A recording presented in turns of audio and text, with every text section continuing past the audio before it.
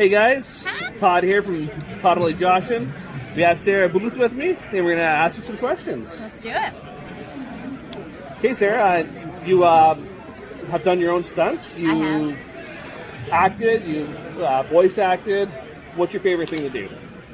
I would have to say, straight up acting is probably my favorite thing, but when I get to combine acting and stunt work, minus heights, is my favorite. I love having physical roles, something that I can really throw my body into. So I would have to say a little marriage between film, TV, and stunts. So when you're doing Universal Studio, that was kind of a good thing for you. That was you're kind of in the middle of everything there. Yeah, it was a great job. For me, in the past, as an actor, you always need B jobs, right? Yeah. When you're not acting. So for me to have that as my B job was acting and performing stunts, was the best. It was so much fun. That's awesome. Yeah. So you did stunts for the Batman Arkham Origins. Yeah. Yeah, what kind of stuff did you do for that? Well, basically, I worked on the pre-viz for them. So basically, what they do is before they shoot any footage, they kind of do test footage. So they needed someone to do the trapeze stuff for Harley Quinn, where she's hanging off of the chandelier. And they knew, and they knew that I could do that kind of stuff. So I went in and did the pre-viz for it. So I don't actually play Harley Quinn, but I play I basically set up the shots for them and did all the testing for them. Oh, that's awesome. That's awesome. So you're a writer, actor, screen producer for Scarehouse. Yes. So tell me how that was trying to do all of them at once. Well, it was actually really interesting. It took a lot of pressure off of just the acting. Because sometimes as an actor you get really involved in your part and all that stuff, and sometimes you get in too deep. You know what I mean? So I feel producing and writing brought myself out of it a little bit, and I was able to just kind of wear many hats and have a little bit more fun with the project rather than just wearing one hat. And it was super educational. I got to know how to produce a film. I co-wrote the film with Gavin. I feel it just opened up a lot of doors for me, and it gave me a lot of choices on what do I want to keep doing in this industry. So it's just eye-opening, I believe. Yeah. So what was your favorite scene in that movie? In Scarehouse? Yeah. Favorite scene to shoot or favorite scene to watch? Both. Okay, so I would have to say my favorite scene to shoot was probably the ending scene, which I won't spoil. Yep. But there's, a lot of blood and a lot of struggle going on, and I really loved just the physical aspect of that. But I think on the day I really loved shooting the torture scene with the corset. Oh, yes. Because we just had so much fun shooting that. That was a lot of fun. The pillow fight was fun. I just had a really good time shooting a movie with a lot of my girlfriends. Yeah, I was watching the movie and I'm they're forgetting about the girl in the basement. They forget about her. And obviously stuff happens at the end, but yeah, I thought that was awesome. The whole movie just had you on the edge of your seat pretty much. Totally. Yeah. Because you had people in the scare house on the opposite side that could see inside the one room. So I thought that was just amazing just to watch how you guys produced that. Yeah, because it's true though. If you would go to a haunted house and you saw some gruesome stuff, you would assume that's part of the haunted house. But what the patrons of the haunted house don't know in the movie is that those are real bodies. It's kind of freaky, right? Yeah. And having I forget what her name is now, but pulling the rib bone out of. That was something else. I was I don't know who thought of this one, but that's pretty good. Yeah, that was a good one. Just to get out? Yeah. Yeah, so that movie is awesome. So if you guys haven't seen that, definitely look up Scarehouse. And then another one was Last Call. Yeah. Last Call is an amazing movie. It's about you just working your shift, just doing your janitorial stuff. But I've done janitorial stuff, and nothing like that ever happened. So it's kind of sad. And my day was boring. But yours, you got a call from miscellaneous person. I think he told you his name well after into the movie. Yeah. But you didn't know right away that he was depressed. But on the sound, when you're watching on the movie, you could tell that he had a problem. Yeah. So when you're making that movie, how was it to try to get in that mold where you're kind of switching over from this guy just needs someone to talk to he needs help.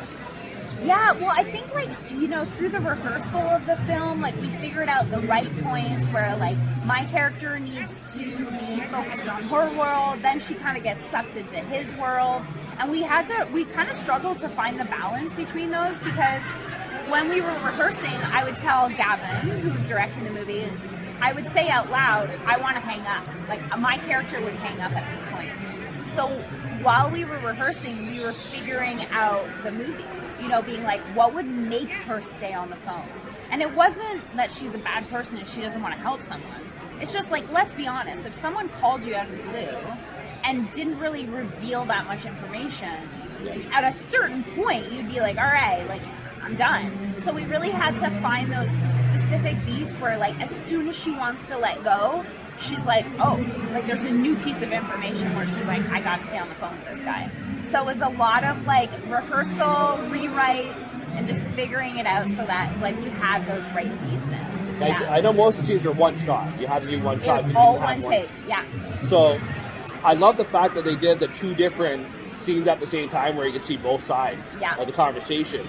But the one thing that I was actually looking at was every time we just dropped the phone on you. And you had no clue. So in your head, you don't know if he did something to hurt himself. So that was one of the things. So what was going through your head, like, character-wise at that point? Exactly what you just said. Like, I don't know if he's going to hurt himself. Am I overreacting? Is he fine? You know, like, you go through every scenario in your head of what this person is doing on the other side. You know, on the other side of this hung up phone call. I don't have a phone number to call him back. I'm helpless in a way. The ball is in his court. And it was very stressful because the number one thing as the character was, I need to get this person back on the phone, but I don't know how.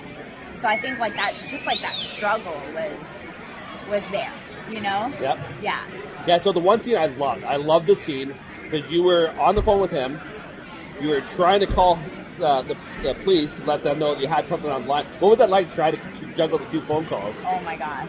It was so I think the most stressful part of making this movie was the technology that I had to deal with, because I had to call up certain websites and they had to be the right ones. I had to call people the right extensions to talk to people on the other end. If I didn't, no one would answer and I would have to improv, because I'm not gonna call a take because I dialed the wrong extension. I know what the dialogue's supposed to be, so I'm just gonna go with it. Sometimes the person on the other line just didn't answer, and I would have to go. So I think, like, the technology aspect was tough, and also, so I had the headset in, I was talking to someone on the phone, like, but I think it just helped me in that moment, because as my character in that moment, it's chaotic. I don't know what I'm doing. I'm trying to figure stuff out. Same thing in real life. You know? And you're worried about your kid getting home on time, too. Exactly. So but he was already late. He was already late at that point. Yeah. Yeah, so there was a lot of you're waiting layers. for the boss to call back to get you home for the night. Yeah. Yeah, it was Exactly. It was So an there's, awesome like, a movie. lot I of really enjoyed that. things, you know, that are going on at the same time. So, two more things. Mm-hmm. Why The Last Man? Yeah. It is definitely one of my favorite TV shows. Not the comic was a lot better, but the TV show was still great. I thought it was slow at first, and it started picking up. Then you came in, I think, episode 4. Yeah. Season 2, episode 4, right? Season 1. Season 1, episode 4. Oh, yeah. Yeah. And then you didn't really get a big part on that first one, but the second one, which is episode 8, Yeah. when you came back and you right at the beginning of the show, that was your last scene. Yeah. So what was it like working with them, even though you didn't get too much time? Yeah, I didn't get too much screen time on that one, but basically, like, my character was to show that, like, Missy Pyle's character kind of, like, gets rid of me to take over my group of people. But, like, the show itself was so fun to shoot. Everyone was awesome. Like, the whole team was amazing. The actors were amazing. And it just, like, everything that I got to do was fantastic. I got to get shot. I got to do squibs. I got to, you know, like, have these crazy, like, casts made and, like, bleed out. Like, it was just, for me, it was, like, a very physical role, and it was incredible to work on. Yeah. That's awesome. Yeah. I wish you would have been that one more. I know you have other roles, like you just did Star Trek. Yeah. I think that's out now. Star Trek, yeah, it came out in December. Yeah, December. Okay, yeah, I haven't got to that yet. I will. I'll get to that one soon. Amazing. What were the other ones that you were in that I... Helix, Law Helix and Order. was one of the, yeah, Law and Order was another good one. Yeah. Law and Order you must have had a lot of fun with. It was one of the best shooting experiences. Like- It was like one of those bucket list shows where you're just like, I can't believe this is happening. Yeah, you're on 2 or 3 episodes, right? Just one. I thought it was... Oh, I was thinking the other show. But yeah, that was... I watched clips. I watched a whole bunch of clips of stuff you've done. Yeah. And I did see the Law and Order one. I was like, that's awesome. That's I'll send so you much the fun. episode. It's a great episode. Yeah, Awesome. It's really good. Yeah. So the other thing I want to touch on is Far Cry. Yeah. That's why we're here today, is Far Cry. I know I asked you this question earlier, but what was your favorite thing about doing the voice acting for a character? I think my favorite part about like just embodying a character in a video game was being able to watch a performance of mine where it didn't look like me. I think that was so trippy and fun to do, to create a character and create a world in your own head, but then you watch the video game and you're like, oh wow, like that's what they created. Because I created something else in my head, right? Yeah. Because you're in a giant room and you have everything's imagination.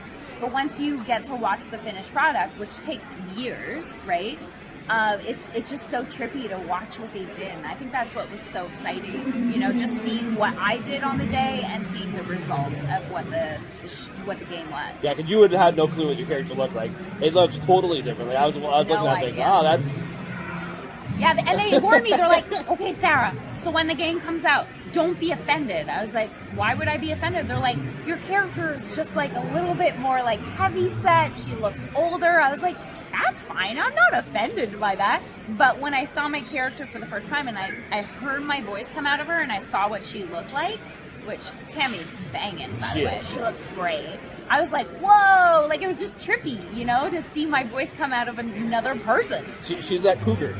That missing cougar that the game needed. Yeah, she is. She's a dark cougar. Love it. Yeah, so Tammy was a good character. I actually had to go back and watch clips of like all the times you talked because I wanted to see it. I did play the game all the way through. Yeah. I didn't play the other game. But I did play that one all the way through. I did beat it. I love the game. I love that the only correct ending is at the very beginning. And nobody really knows that. But did you get a chance to play the game at all? I played it, but I didn't play it all the way through. I just played it for 10 minutes. But I played when I was at a friend's house and he's a big gamer, and all of a sudden he was playing the game and he's trying to get to my part, and all of a sudden I was partying with my friends in the backyard. He's like, Sarah, I got to you, and I ran in and we played my part, and I was like, whoa. And that's when I had that mind where I was like, whoa, that's me, that's so weird. Yeah. So do you have any funny moments while recording? Oh my gosh, so many. Like I said, you shoot in this empty room, right? Where there's cameras everywhere, but other than that, it's very simple props.